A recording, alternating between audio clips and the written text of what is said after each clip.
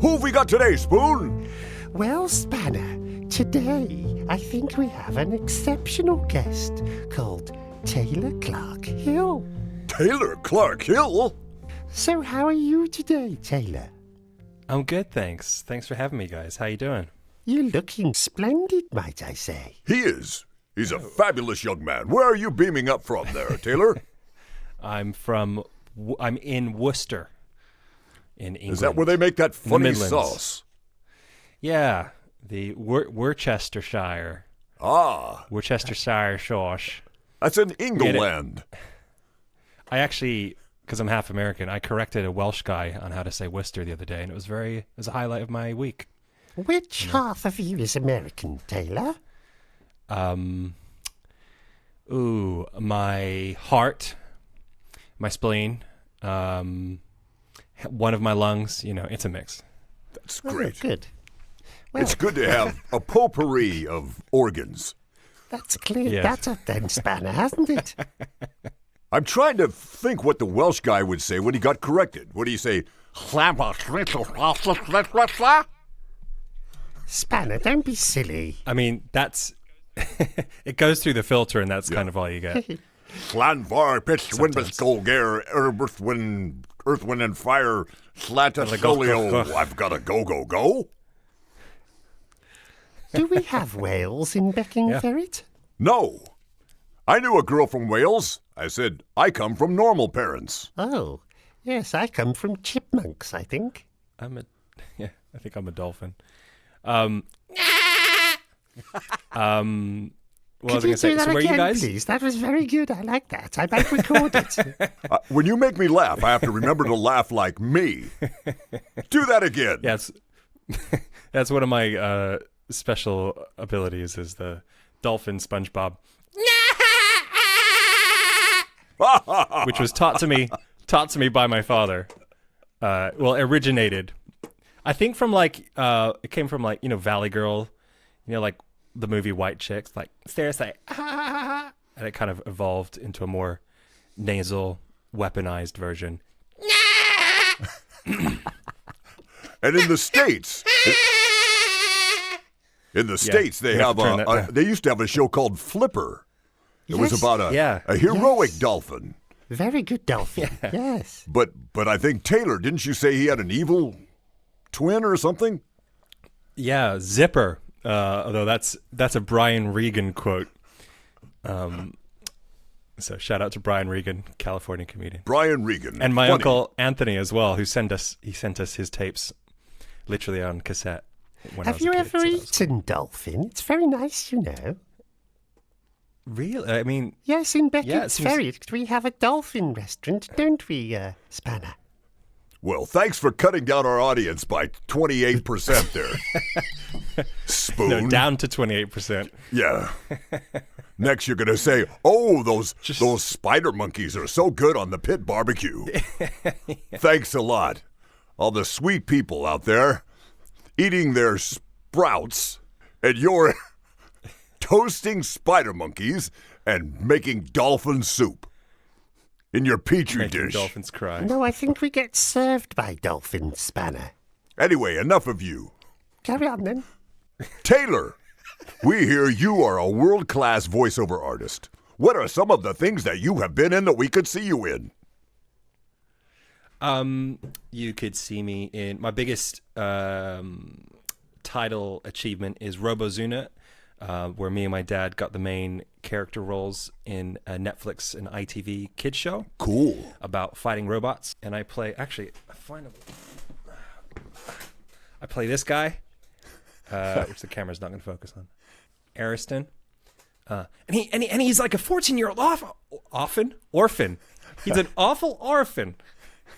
Full of endorphins. And yeah, it's just, save the world, feel good family thing.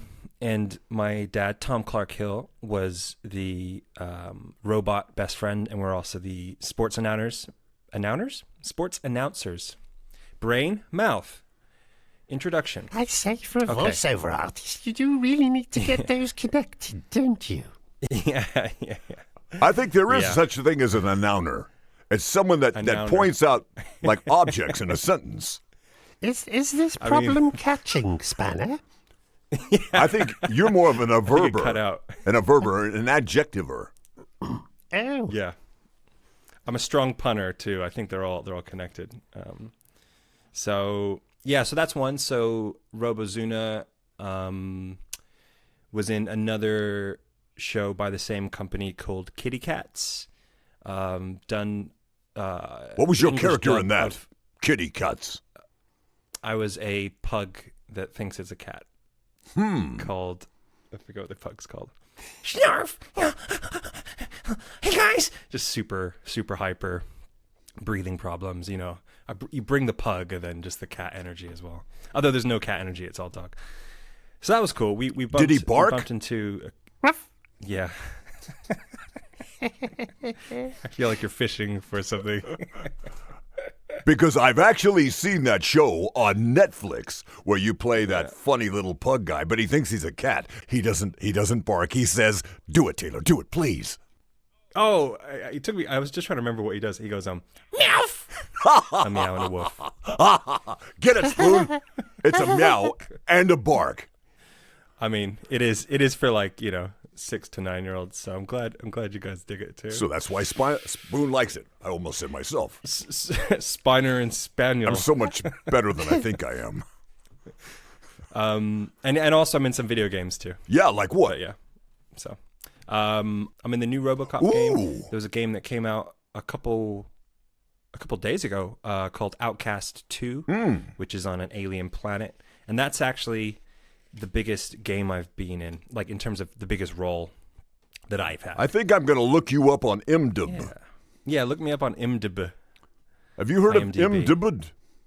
Indubitably. Spoon? Yes. No, I haven't. But that first... IMDb. You just type on IMDb into Google, and then you can see what everyone's done. I was trying to Yes. say something, Spanner. Shut it. I'm sorry. I've had too much caffeine. This Oh, that's has okay. been a chaotic interview. It is. I was saying, anyway, that RoboCop film, the first one, scared the shit out of me. Spoon. Oh, it's fucking amazing. There you go again. What? Am I really reducing our audience again? Yes. I don't care. People that didn't have a problem with Good. the spider monkeys do have a problem with your pants. Sorry, I've got to laugh like myself. I'm done. It's about filtering the people out who you don't want in the first place. Yes, it's a that's move. why I roast dolphins, don't you know? There you go. Yeah, tired of those dolphins. Okay, Spoon. Then what would you like to ask our guest? What would I like to ask our guest? Ooh. That's what I said. Yes, no, but what would you like to ask our guest? I would like to know how he got into this profession. Ooh. Okay, I'll take that as a direct question. Yes, that's a question. So my dad got me into it, really. I always wanted to be an actor, and I still do. And I kind of am. I'm a voice actor. I want to do other stuff, too. When I went to college, I kind of actually directing and creating all kinds of stuff took the focus of what I want to do. But I've been doing voiceover since I was 6. My dad's a voiceover, so and being born in California and then coming over here, had the accent. So I think my first ad was like a KFC ad. 7 pieces of chicken and a bottle of Pepsi for some radio station. Yeah. Hey, that's very cool. I like that. Yeah, so that was cool. So I got £5 pocket money that week. £5. Yeah, and then just little bits and pieces. I was in a dubbing for an animation when I was 11, and then when I was like 15, 16, some more stuff happened. Then I became full-time around 20. I've got another question which I'd like to ask, if you don't mind, too. We once had to make a fertilizer bomb out of a bucket of Dick's poo. What's the most revolting thing you have had to do as a voice actor? Revolting. I mean, it's a clean, it's a pretty sterile environment, fortunately. But I was in the same company that did the RoboCop game also did a Terminator game, and I had to get my skin peeled off for one of the Ooh. characters. So that was Nasty. that was What does that sound like? yeah. You're gonna have to find that in the game to get that one. Actually, I did that, and then the director Mark is like, "Give us more. Yeah, come on, your skin's getting peeled off." I'm like, "All right, here we go." And I'm screaming and I'm shrieking and I'm imagining this robot ripping my skin off. And the room's full of people opposite me, and they go, actually, they don't say anything. But Mark just leans into the mic and goes, "I was a bit girly." I mean, All right. So then I had to do a more macho skin peeling scream. Jazz Cat did once poop in a litter box and got electrocuted, didn't he? That was funny. I love the way you're incorporating all of our tales into this interview, Spoon. I think it's Well. great. Oh, thank you. That's so good. Well, how would we like to wrap this up then, Spoon? Brown paper?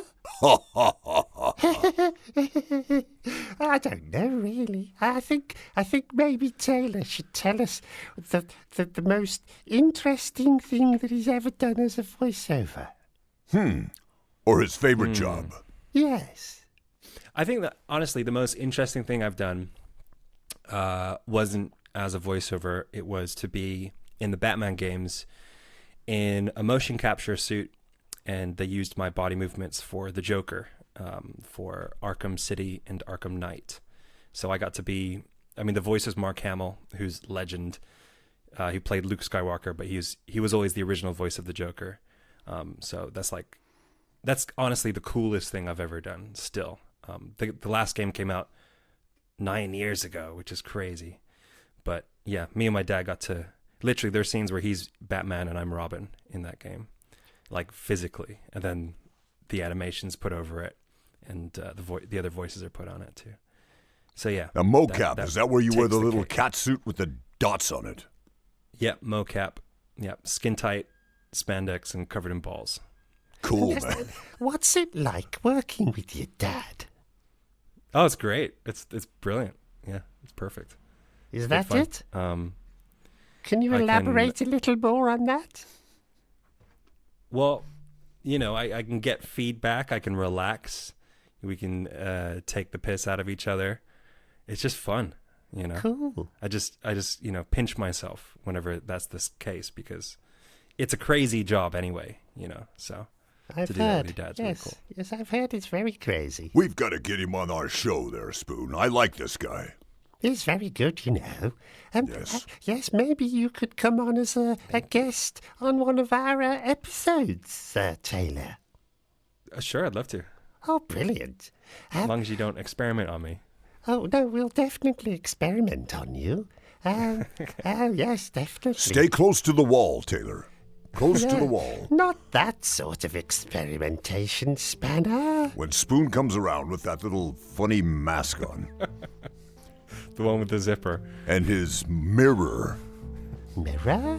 Oh, well, all I can say then, Taylor, is it's been an absolute pleasure having you on our lovely show, and we really, really hope you do really, really, really well in the future with your voiceover work. Thank you very much. Thank you, Spoon, and thank you, Spanner, for having me. It's been fun.